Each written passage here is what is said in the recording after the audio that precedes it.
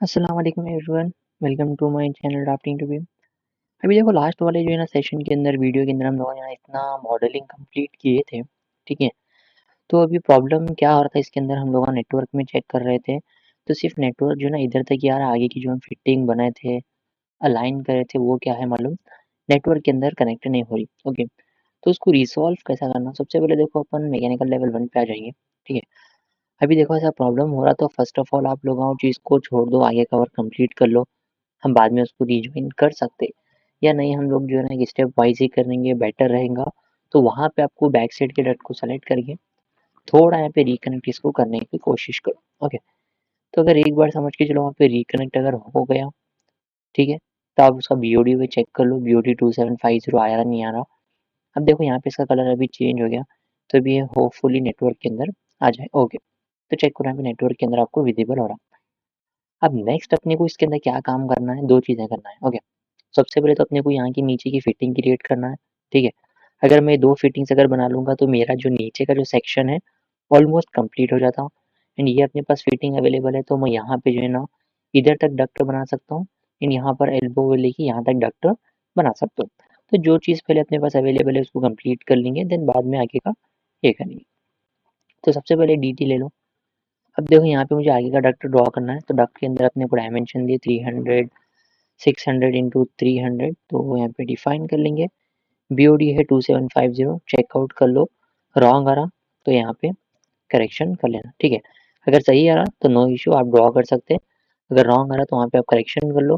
Correction करने के बाद आगे यहाँ पे ड्रॉ करो। ओह सॉरी, 650/300 है। ओके, इधर से मैं इधर तक यहाँ पे एक डक्ट ड्रॉ कर लेता हूँ, ठीक है। अब ये जो फिटिंग है इसका हाइट है अपने पास 450, आगे का 300 है, तो वो पॉइंट ऑफ व्यू से अपने को आगे जो है ना रेड्यूसर अपने को विजिबल होता। अगर मैं सेक्शन बॉक्स को रीसेट करूँ तो यहाँ पे चेक करो इस तरीके से रेड्यूसर्स बन रहे हैं। आप लेवल 1 पे जाके भी जो है ना कम्प्लीटली डक्ट को जो है ना सिलेक्शन करके बी एक्स सेक्शन बॉक्स का यूज करके इसको यहाँ पे क्रॉस चेक कर सकते हैं। अब देखो यहाँ पे थोड़ा प्रॉब्लम क्या हो रहा, आपके पास फिटिंग के बाद डक्ट आ रहा एंड रेड्यूसर आ रहा है एंड आगे का डक्ट आ रहा। ओके, ये ऑलमोस्ट पूरा करेक्ट है।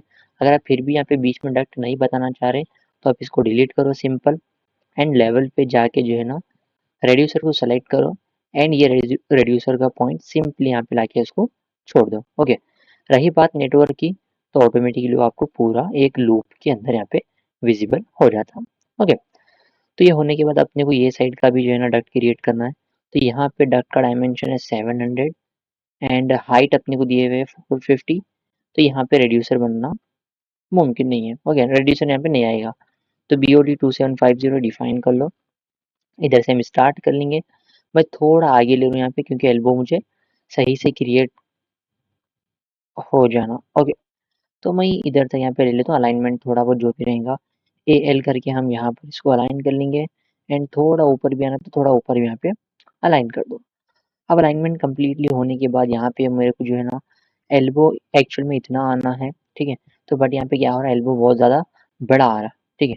तो हम क्या करेंगे, एल्बो को सेलेक्ट कर लेंगे एंड यहाँ से हम इसका डायमेंशंस को एडिट करेंगे। अब देखो मेरे पास ऑटोकैड यहाँ पे ऑलरेडी ओपन है, कंट्रोल 8, यहाँ पे इसके कैलकुलेटर को ओपन कर लेता हूँ और हम यहाँ पे इसका हम कैलकुलेशन करने वाले हैं ये एल्बो का।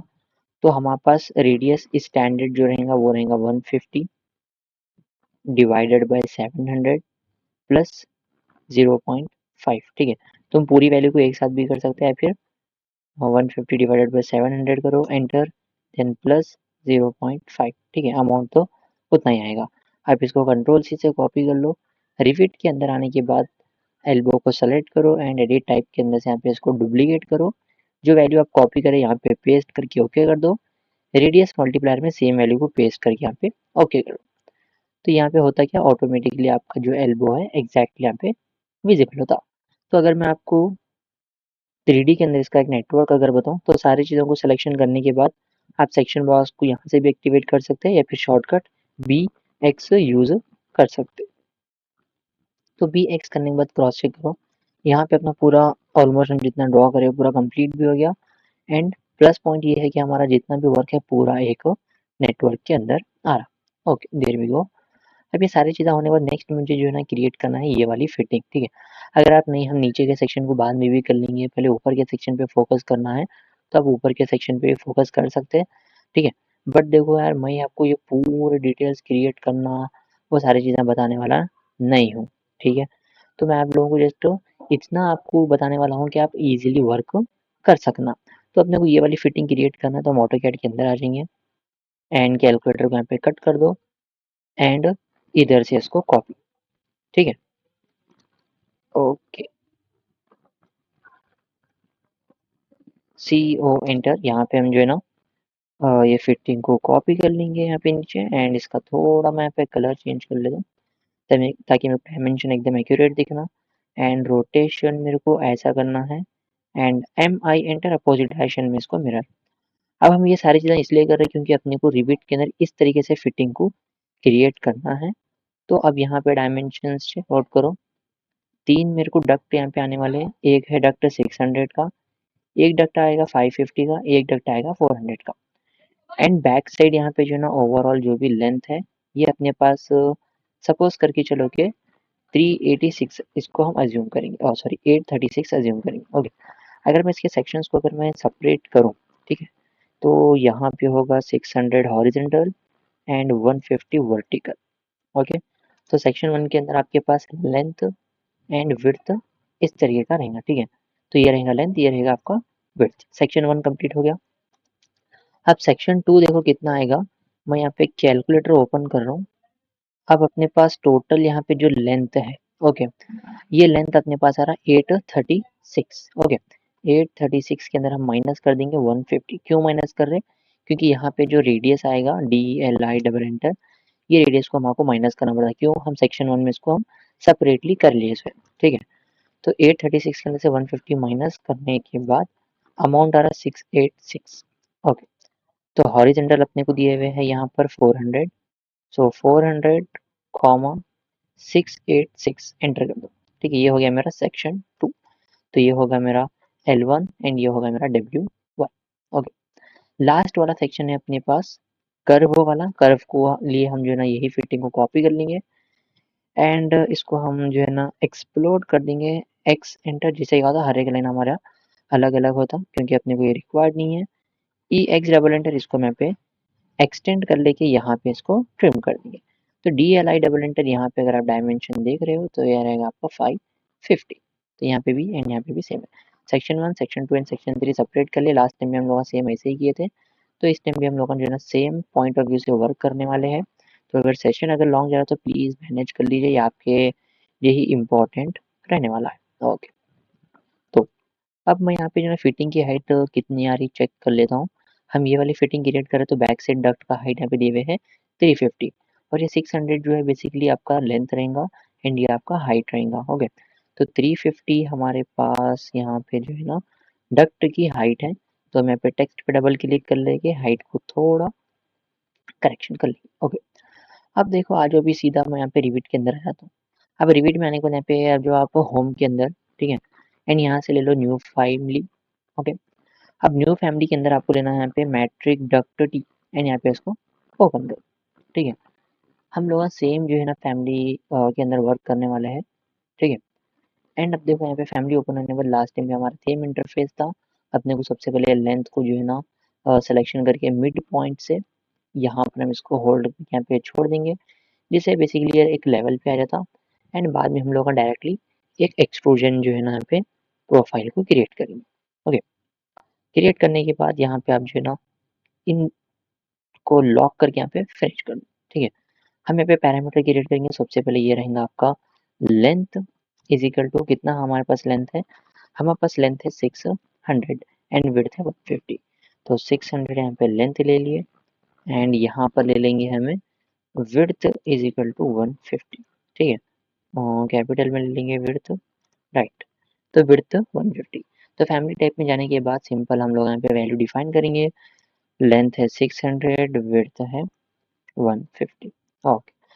अब ये होने के बाद सेम चीज़ यहाँ पे हम लोग ये रेफरेंस प्लेन्स को थोड़ा मैनेज करेंगे हमारे कंफर्टेबल के हिसाब से, ओके। देन यहाँ पे एक हॉरिजॉन्टल एंड यहाँ पे एक वर्टिकल रेफरेंस प्लेन को ऐड इन करो।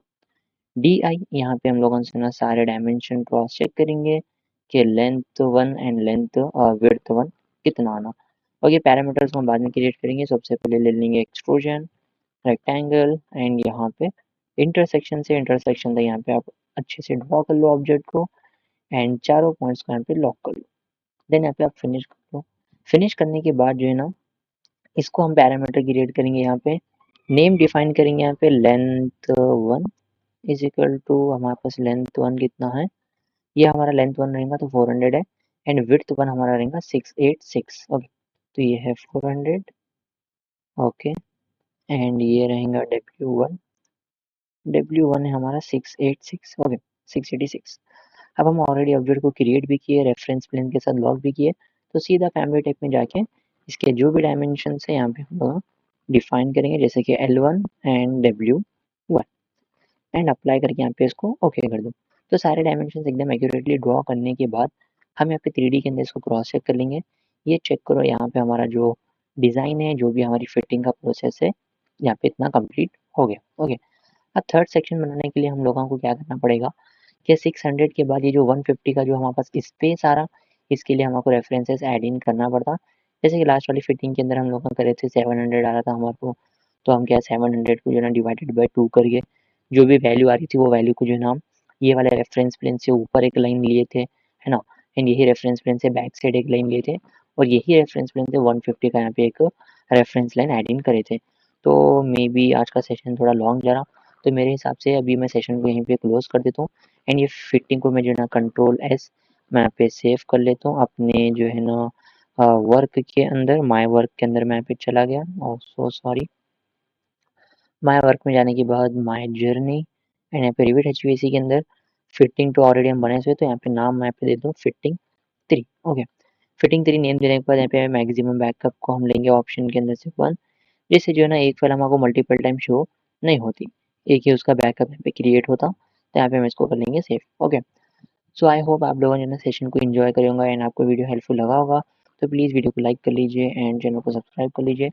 इंशाल्लाह हम लोग जो है ना आने वाले सेशन के अंदर जो है ना इसके आगे का जो हमारे पास यहाँ पे थर्ड सेक्शन अवेलेबल है, ठीक है, ये थर्ड सेक्शन को कैसा हम लोग एग्जीक्यूट करना एंड 550 हमारे पास टोटल यहाँ पे डक्ट विड्थ है, तो उसको हम कैसा डिवाइड करना एंड रिविट के अंदर यहाँ पे जो है ना फिटिंग के अंदर कैसा उसके रेफरेंसेस ऐड इन करना एंड उसके ऊपर जो है ना कैसा हाइट जो है ना डिफाइन करना एंड डक काउंटर कैसा डिफाइन करना, इंशाल्लाह उसके बारे में देखेंगे।